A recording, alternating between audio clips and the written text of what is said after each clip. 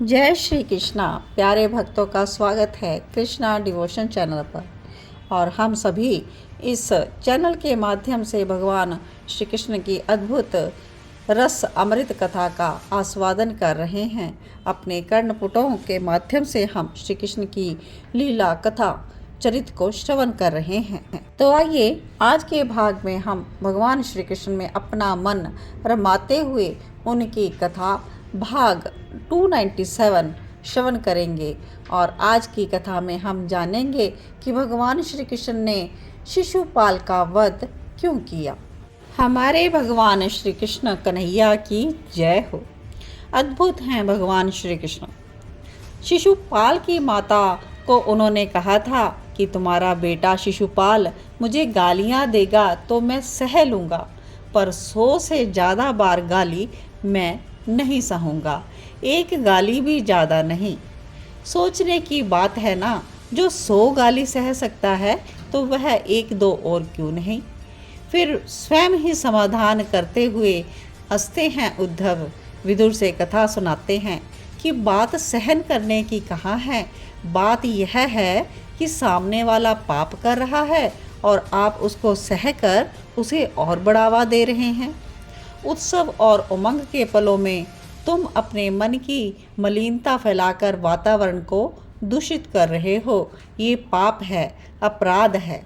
श्री कृष्ण के सहन की सीमा मात्र 100 गाली नहीं है, ये तो असीम है। ये गाली या स्तुति से परे हैं। इनको कोई गाली दे तो उसका भी कल्याण करने वाले हैं, लेकिन इन्होंने शिशुपाल का भी कल्याण किया। तो जैसा कि हमने पिछले भाग में लिसन किया था कि राजसूय यज्ञ का आयोजन कैसे हो रहा था, यह श्री कृष्ण सभी पांडवों को बता रहे थे। अब कौन नहीं आया था उस राजसूय यज्ञ में, तो विश्व के समस्त श्रेष्ठ राजा जो थे वो इंद्रप्रस्थ में उपस्थित थे, जहाँ पर राजसूय यज्ञ हुआ था। ऋषियों में सप्त ऋषि प्रमुख होकर आए थे। व्यास, पराशर, नारद, अंगिरा सभी तो आए थे। भीष्म, द्रोणाचार्य, कृपाचार्य आदि और कौरव समाज तो था ही। सबको सेवा में लगा दिया था भगवान ने। पर अद्भुत दृश्य तो वो था जब श्री कृष्ण ने इन सब अतिथियों के चरण स्वयं धोए थे और अपनी पीताम्बरी से पोंछा था। और भीष्म पितामह ने गदगद होकर कहा था, आप ईश्वर हो, आप पूर्ण ईश्वर हो। चारों ओर पीले ध्वजा पताका लगवाए गए थे। अलग सी शोभा बनी हुई थी इंद्रप्रस्थ की। मार्ग मणि मनक्य से खचे थे। सुंदर सुंदर कदली के खंभ, छायादार वृक्ष लगे थे। जल के फुहारे छूट रहे थे। स्थान स्थान पर उनकी छटा देखने में बहुत सुंदर लग रही थी। चारों ओर जो खंभ थे उस राजसूय यज्ञ में वो सब मणि माणिक्य के थे। और अवनी में धरती पर भी माणिक्य की कला दिखाई गई थी। नारद जी अपने शिष्य वेद व्यास से विनोद करते हैं कि सामने जल का प्रपात चल रहा है, पर वो मात्र आंखों का छलावा है। गुरुदेव व्यास जी ने नारद से कहा, और वो देखो सरोवर, महल के भीतर सरोवर, उस सरोवर में कमल भी खिले हैं। फिर नारद जी कहते हैं कि मैं दानव अर्जुन से रीझ गए हैं। ये इंद्रप्रस्थ हस्तिनापुर की प्रत्यक्त भूमि थी। कांटे और अनेकानेक कंटकों का भीषण जंगल।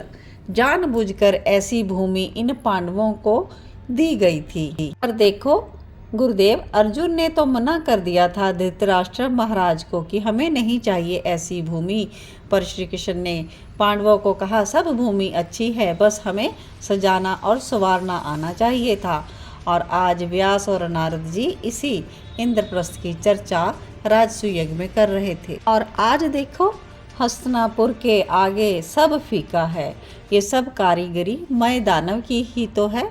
जल नहीं है पर फिर भी लग रहा जल है, और जहाँ जल है वहाँ जल दिखाई नहीं दे रहा। गुरुदेव आप मानते हैं ना, सब श्री कृष्ण की कृपा से ही हुआ है। हाँ हाँ व्यास, श्री कृष्ण कृपा से ही तो ये पांडव लोग जी रहे हैं। नारद जी से इतना कहा और फिर सामने अंगिरा ऋषि दिखाई दिए तो उनके पास गए। सामने जल प्रपात देखो अंगिरा, व्यासदेव अपने गुरुदेव की ये विनोद प्रियता देखकर दूर से हंसते हैं। अब उस यज्ञ में यह कहा जा रहा था कि इस सभा में प्रथम पूजा किसकी की जाए। सभा लगी है, दिव्य सिंहासन है, उसमें इंद्रप्रस्थ के महाराज के रूप में युधिष्ठिर विराजे हैं और महारानी द्रौपदी। तो वहाँ पर यही प्रश्न था कि कौन नहीं था उस सभा में। राजसूय यज्ञ का यह समय था, आगंतुक में सब लोग थे। अगर पूजा किसकी होनी चाहिए, ये देव ऋषि ने ही प्रश्न किया था सभा में। बड़े बड़े विद्वान वहाँ थे, बड़े बड़े ऋषि मुनि बैठे थे। वो देव ऋषि के इस प्रश्न पर विचार करने लगे और श्री कृष्ण आनंद से विराजे हैं, सबकी बातें सुन रहे हैं। सहदेव उठकर खड़े होते हैं और समस्त लोकपाल ऋषि राजाओं को संबोधित करते हुए कहते हैं कि श्री कृष्ण ही अगर पूजा करने के योग्य हैं। क्यों? श्री कृष्ण ही प्रथम पूजा क्यों? नारद ने मुस्कुराते हुए पूछा। तब सहदेव ने अद्भुत कहा था कि श्री कृष्ण हमारे समक्ष विराजमान है। मैं कह सकता हूँ कि ये एकमात्र व्यक्ति नहीं, ये प्रत्येक व्यक्ति के अंदर बैठा आत्म तत्व है। समस्त जीवों में यही है, बस यही है सर्वत्र, सर्वदा यही है, इनके सिवा और कुछ भी नहीं है। बस इतना कहते कहते सहदेव के नेत्र बंद हो गए। उसके तो रोम रोम से यह वेद की श्रुति प्रकट होने लगी। एवं चेत सर्वभूतानां आत्मनमचारहरं भवेत्। हे मेरे आदरणीय महानुभावों, श्री कृष्ण ही कारण है और कार्य भी यही है। यही सबकी सृष्टि करते हैं, पालन करते और संहार करने वाले भी यही हैं। सहदेव की बात सुनकर सभा में भीष्म पितामह उठ गए। हे सहदेव, धन्य हो तुमने जो श्री कृष्ण की महिमा गाई, उससे हमारे कान पवित्र हो गए। हम धन्य हैं। सच कहा तुमने, श्री कृष्ण ही अगर पूजा करने के योग्य हैं। भीष्म की बातें सुनकर समस्त ऋषि मुनि साधु साधु ऐसा कहने लगे। अति प्रसन्न होकर समय ना गवाते हुए महाराज युधिष्ठिर अपने सिंहासन से उठी, महारानी द्रौपदी भी। अर्जुन आनंद की अतिरेकता में भागे स्वर्ण की थाल लाने, पर सहदेव ने सब व्यवस्था रखी थी। स्वर्ण की जल झारी भी वहाँ पर थी। महाराज युधिष्ठिर और द्रौपदी श्री कृष्ण के चरणों में बैठ गए। नेत्रों से अश्रु भाव के कारण बह रहे थे। पावनों को भी पावन करने वाले श्री कृष्ण के चरणों में जैसे ही जल डाला, महाराज युधिष्ठिर ने बोला, श्री कृष्णचंद्र जी की जय हो, और सब ऋषियों ने भी जयकारा लगाया। आकाश से पुष्प वृष्टि होने लगी।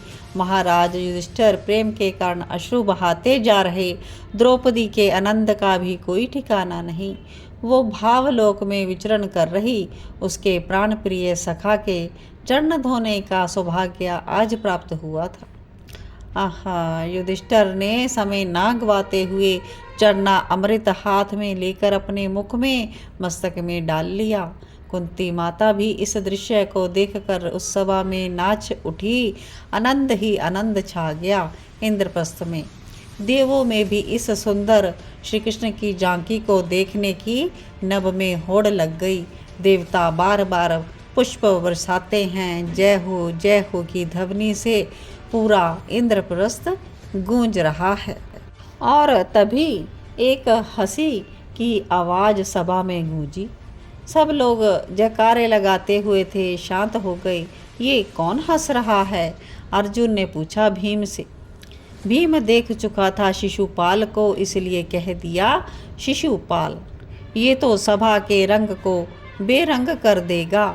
भीम दादा, अर्जुन ने भीम से कहा। भीम ने गदा उठाई। कहो तो मार दूं इसको। नहीं दादा, रुको अभी। अर्जुन ने रोक दिया भीम को। शिशुपाल हंसता जा रहा था। ग्वाले की पूजा, हा हा हा हा। और अब तो शिशुपाल गाली देने लगा।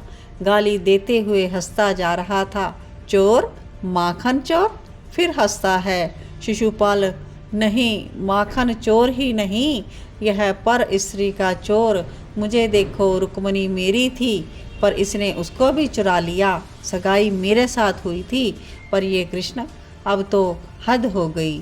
ये खड़े होकर तरह तरह की गालियां दे रहा है।